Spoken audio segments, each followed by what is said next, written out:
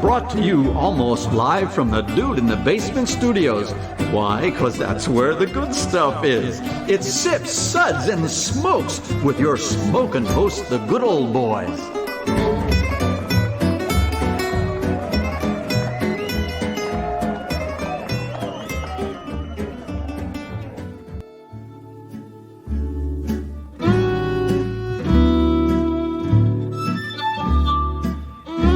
Suds, Suds, Suds. It's time for more Suds.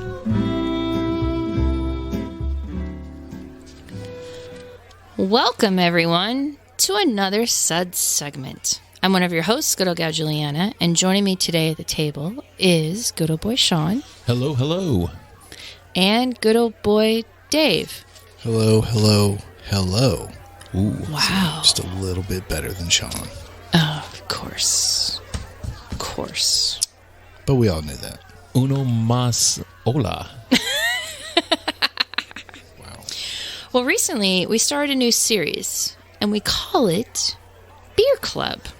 It's kind of like a book club, but instead of everyone reading a book, we listen to an album, and instead of discussing it over coffee or tea or whatever the heck book club people drink, we collectively here each pair that album with a beer, or 2 or 20.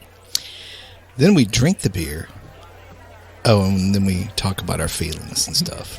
Feelings. Feelings suck. Oh, sometimes I wish that show was still on. Anyways. Oh, it is. It is. Oh, is it? There's new versions? Oh, yeah. Some of the new episodes of Beavis and Butthead are phenomenal. No freaking way. I highly recommend the episode where Beavis thinks he sees Jesus in a Dorito chip and then goes on a quest to find meaning. It is some of the best writing Mike Judge has done. There's a couple of other episodes that are really spot on, but yes. I like this. That is pretty rad. Yeah, that's cool. Okay, I'll have to check it out. Well, actually, we talk about beers and the album. Okay. And our feelings. Well, and scoring. Wait a second. Dave, you only have two feelings. Feeling drunk and feeling full. Hey. Hey-o. Yeah. Okay. It's funny because it's true. I know, right? It's what I speak. Truth. Okay. Good old boy Sean, you picked the album for today's episode, so why don't you tell us about it? Alrighty. Today's album we're talking about is Isaac Hayes' Hot Buttered Soul. Yeah.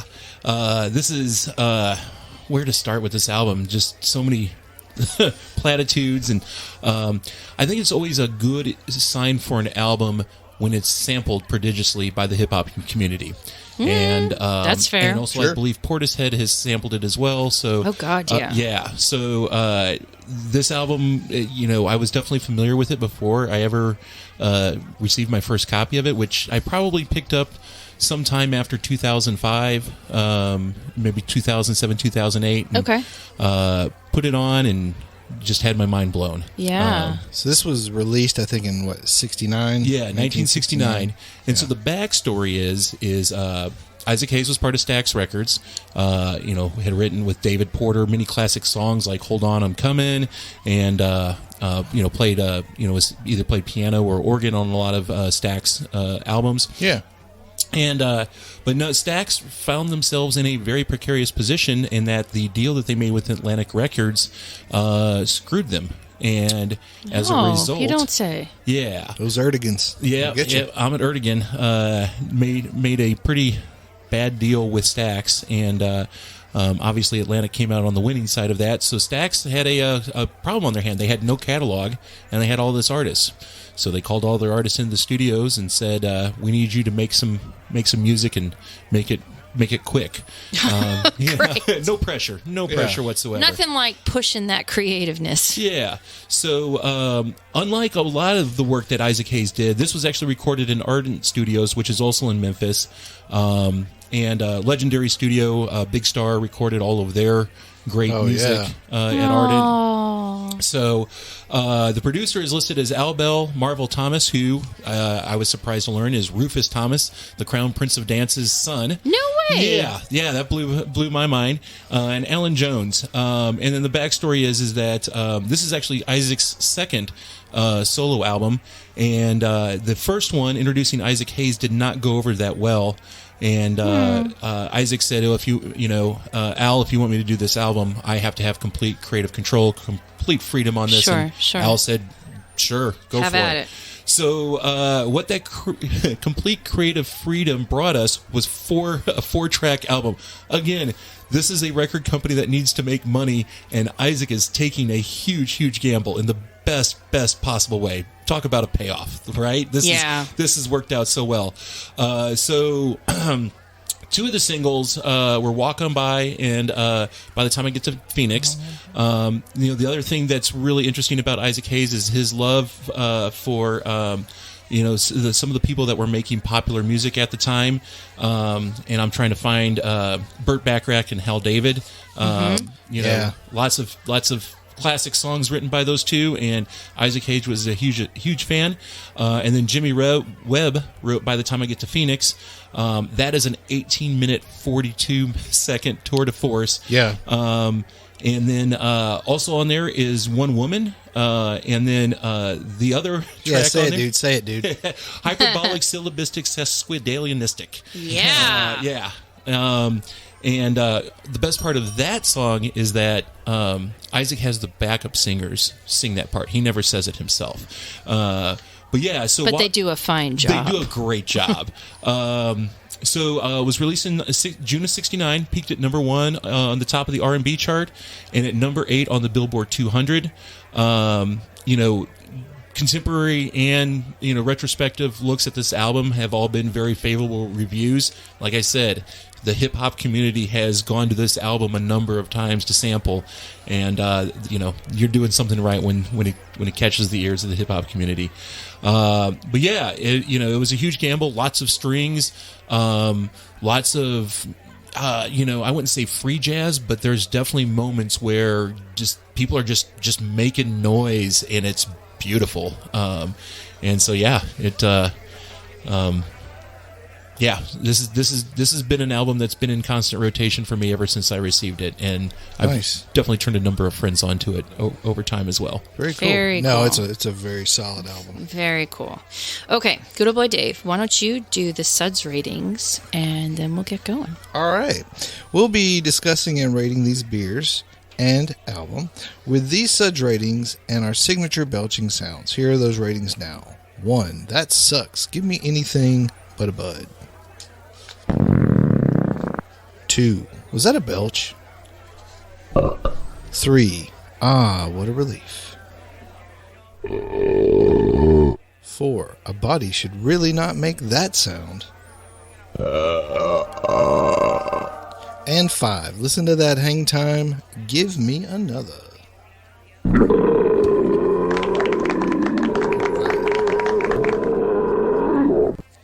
Okay, let's get to it. So, Sean, you brought an amazing record. Now, let's talk about for a minute the glowing beer can you have as a pairing to Isaac Hayes. Yep. So the question was asked before we started the recording, how do these two pair together? And I don't have a good answer other than they're both great. It's fair. That's very fair. And also, both the album and this beer have a lot going on. True. So, the beer I chose is Lawson Sip of Sunshine. Part of it was because it was available in the Nashville market because of the Craft Brewers Conference. Thank you, Lawson's, for sending so much Sip of Sunshine to Nashville. Lawson's finest liquids, right? Yep. Yes. Indeed. Lawson's finest liquids. Vermont. And so, I just thought, you have a great album. And then obviously, all of the albums that we're going to listen to are great to begin with, right? Sure. But yeah, this one, this album's been special. This beer is special to me. So definitely, as it's funny, Lawson's, I guess, has now released a hazy IPA. Yeah. And they said, we already thought we were brewing a New England IPA. And this is definitely one of the classic quintessential New England IPAs. Sure. Oh, sure. Yeah. Isaac Hayes was supposed to make a record. He turned in 4 tracks and... There you go. And here we go. And yeah. nothing but bangers. Yeah.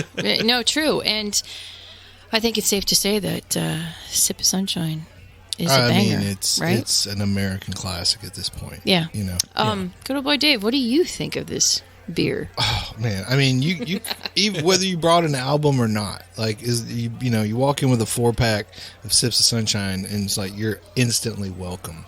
But the fact, hey, Sip of Sunshine comes in a 4-pack. 4 tracks on 4 Hot Buttered tracks. Soul. It's like it was meant to be. Serendipitous. Super hyperbolic, Sesquippedalistic. Yeah, exactly. Yes.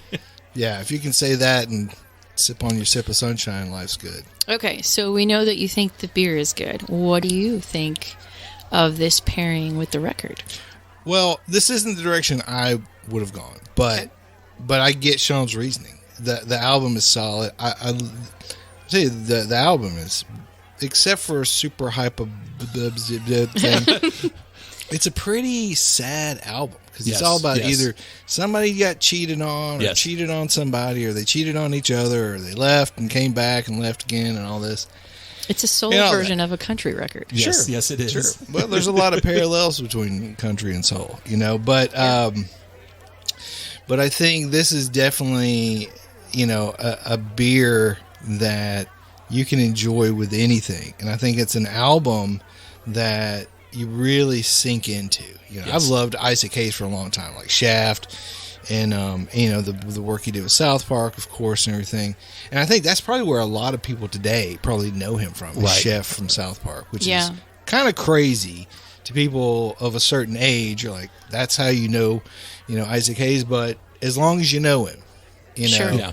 And then you go back and you start with South Park and chocolate salty balls, and then you go back. Or Good Love 6ix9ine. That's right. And then you go back and you find a theme from Shaft or Hot Buttered Soul. As long as you're finding your way to albums like this, it doesn't matter how you got there. Yeah. No, cool. What do you think? I personally, how could you not love this beer, number one, because it's truly a classic in every sense of the word, and consistently over the years, I can't tell you how many times I have had one version of Sip of Sunshine, whether it was from the can or a draft, etc. Incredibly consistent. It is. Mm-hmm. And that's sometimes hard to do with the crazy amount of hops that have gone into this puppy.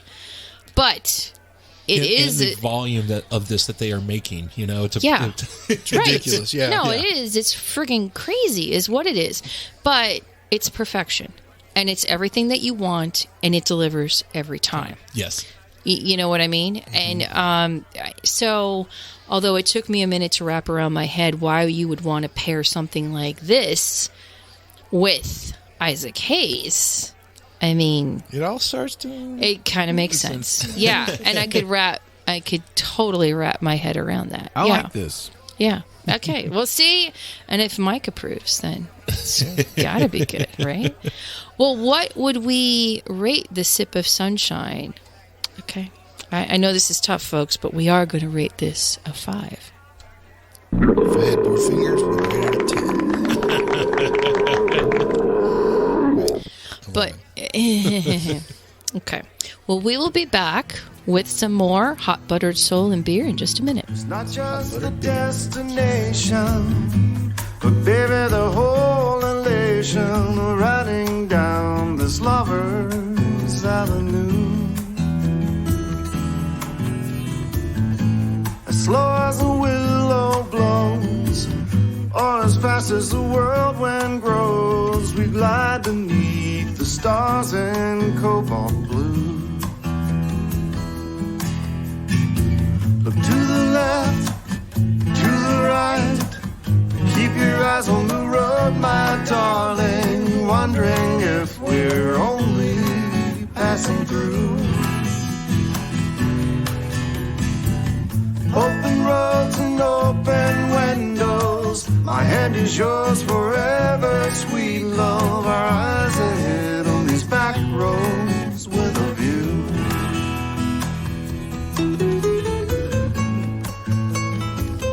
Welcome back, everyone.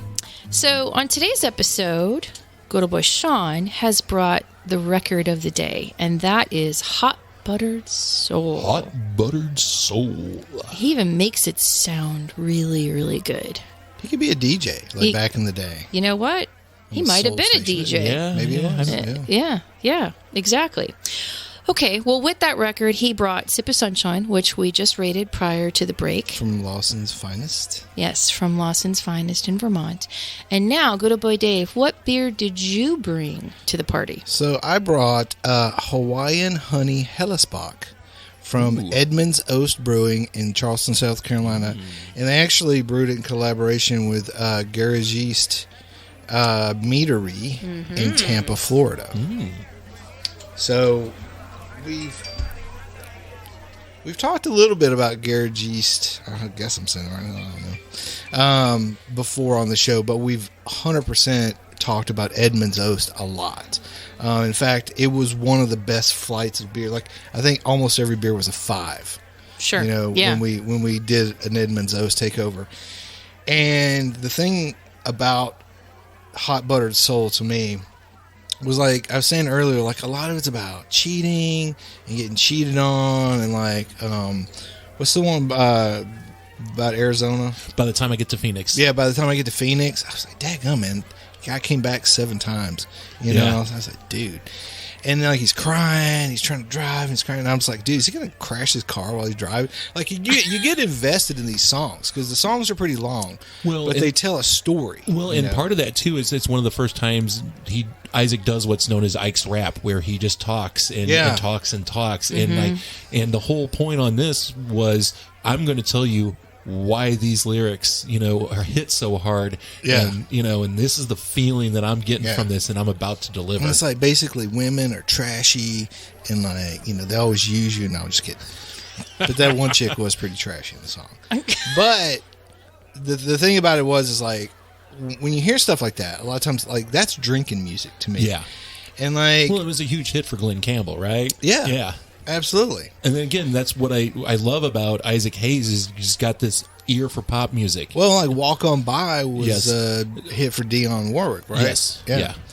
And so, and then the supercalifragilisticexpialidocious, that was Mary Poppins, But Americana, here it is. He's all over. He's locking it in all over the place. But all these songs about heartbreak and heartache and everything. And I was like, I could see you sitting at a bar telling a buddy about this, and it's like, well, what's a beer where you could sit through, even though it's 4 songs. These are some pretty. It's a commitment. You get your money's worth on this album, because there's enough minutes in there, right? So, but I was like, Helles Bock is a good beer. It's lighter, that you don't get trashed on it. You could drink a few. This one's like 7.3%, so it's a little bigger, but it's also the kind of beer that as it warms up, it's going to grow, and you could like nurse it for a while and drink while you're telling your sad story to your buddy about the chick that broke your heart or whatever. So that's why I picked this style of beer, and I know Edmund's Oast always makes really good beers, so I thought this would be a good one to pair. Yeah, this is nice. Yeah. Cool. Good over, Sean. What do you think of this beer? As a man who's known for brewing with honey, this is delightful. Yeah, and I was going to ask you what the ABV was, and then you informed me it was in the 7% range. So yeah, does not taste like a 7% beer. It just goes down nice and smooth. Some nice sweetness up front, and then but it's just just a nice clean finish. Stylistically, I think it holds pretty true to the Helles Bock style. Okay. To me anyways, but if you can add an adjunct like honey and just incorporate it into the beer and not go too far out of style, I think that's good too. Yeah. What do you think, Juliana? This is a great beer. I mean, in in and of itself, this is something I would drink a lot of. It's sweet, but not too sweet. Yep. You're still getting a nice malt backbone. Yeah. You're getting a little hop background in there too, just to like sort of end that sweetness and, you know, and cut it off before it becomes a little bit too viscous, if that makes any sense. Yeah. And just lovely. And I'm a sucker for anything with honey in it. Like any sort of honey beer, and I'm there, like all day long. Same. Yeah. But I love how refined this is. Because it could have been overdone. Right. And it so easily has been overdone before, and we could, you know, count on our hands how many times we've had a beer with too much honey in it. Anyways, so I like where you're coming from with that. And Thanks, but I also like how you have taken this to add upon the record. You know what I mean? I like that it's a completely different take from what Sean's done. Yeah, mine's way better than Sean's. I think we can all say that. I'm a pretty deep guy. Oh, so deep. Off the deep end. I'm an right? I'm an emotional well. You and your feelings. Who is this What a guy? dork. I know, like, really?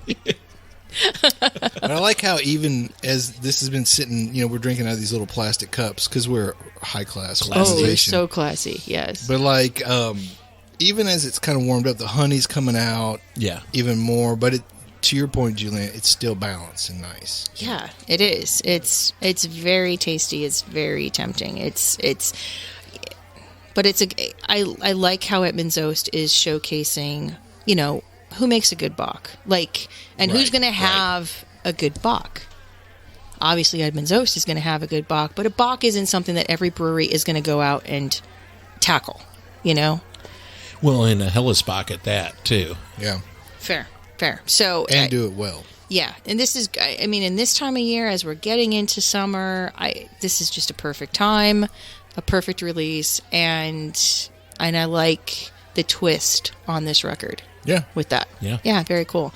So what are we going to rate the Edmund's Oast Hawaiian Honey Helles Bock? What do you want? A 5. Okay.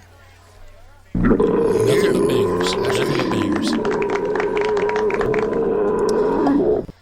Okay, and now we get to me.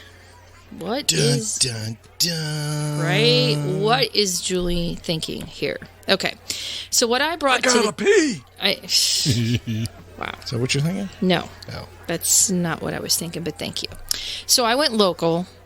I know I'm weird, but I just this one spoke to me as I was thinking, what would I pair this great record with? And I came up with Bean There, Brown That. It's from Southern Grist, and it's an American brown ale, 5.4%. Brown ale brewed with lactose and vanilla beans. So, this record, I didn't know of Isaac Hayes when I grew up. Sorry. I mean, I was a little sheltered there in my learning. But I happened to be in Philadelphia one day, and I happened to be getting my first pair of Doc Martens. I've explained this story in a previous episode, so I won't expand this too much. But during the course of me getting my first pair of Doc Martens, I met and lightly befriended a certain guy named Hank. A liar?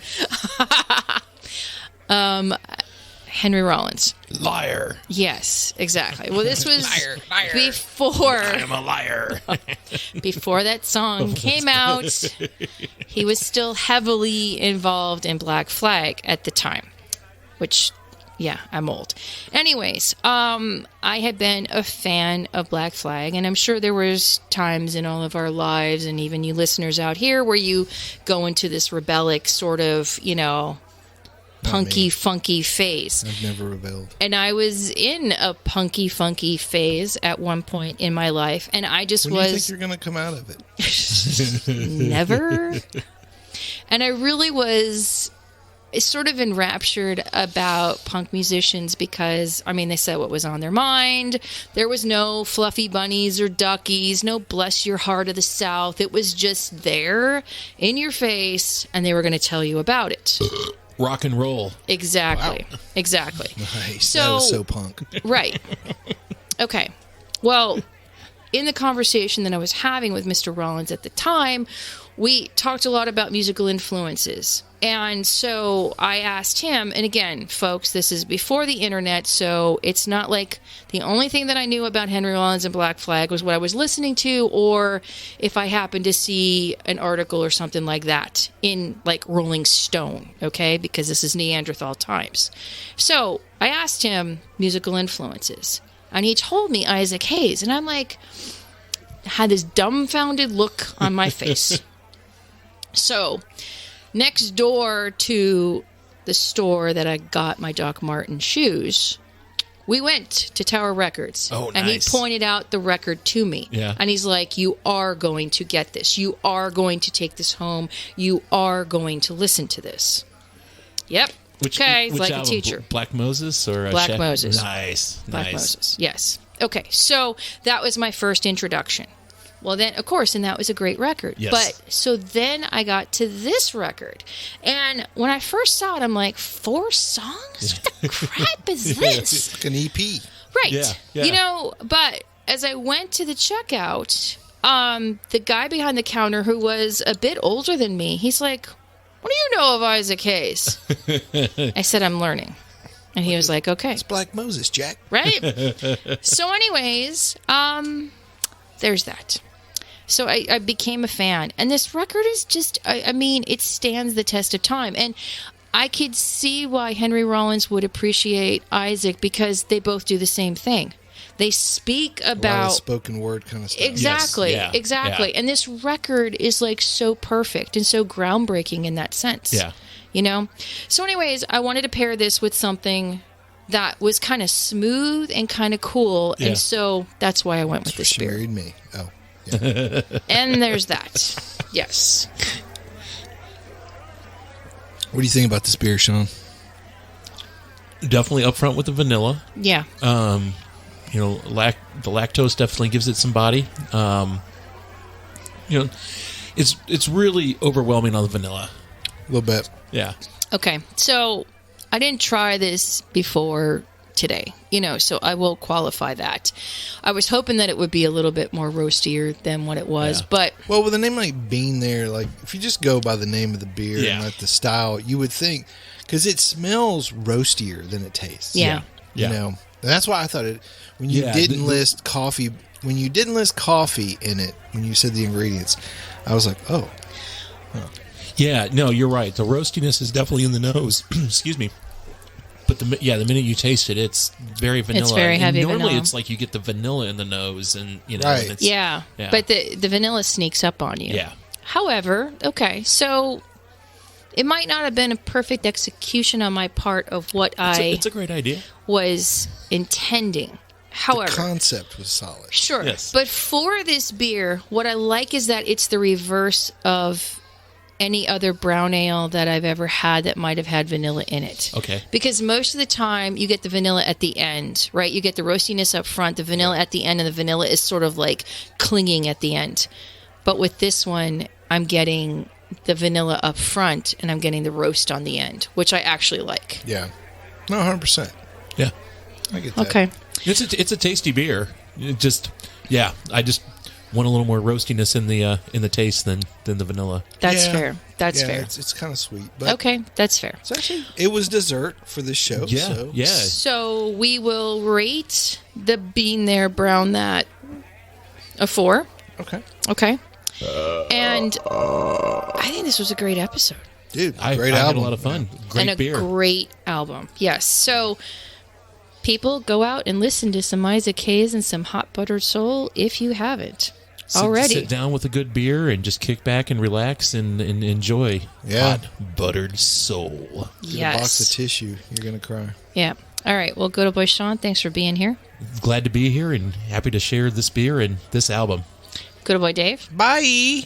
This is good old Gal Juliana. Keep on chuggling and catch you next time. We hope you enjoyed this episode. If you're listening to us online, do yourself a favor and tap it in. the subscribe button. Give it a little tappy. Tap-a-roo. The easiest way to listen to our show is to ask Siri, Alexa, Google, Uncle Larry, or whoever it is that talks to you on your phone. Play podcast Sip, Suds, and Smokes. We love your feedback, and you can reach us at info@sipsudsandsmokes.com. Our tasting notes flow out on Twitter and Instagram with our handle @SipSudsAndSmokes, and our Facebook page is always buzzing with lots of news. You'll also be able to interact with the thousands, Millions and millions of other fans on those social media platforms. Do us a favor. Take the time to rate this episode if you're listening to us online. That's a big help to us, and we get to see your feedback as well. Come back, join us for another episode, and keep on sipping.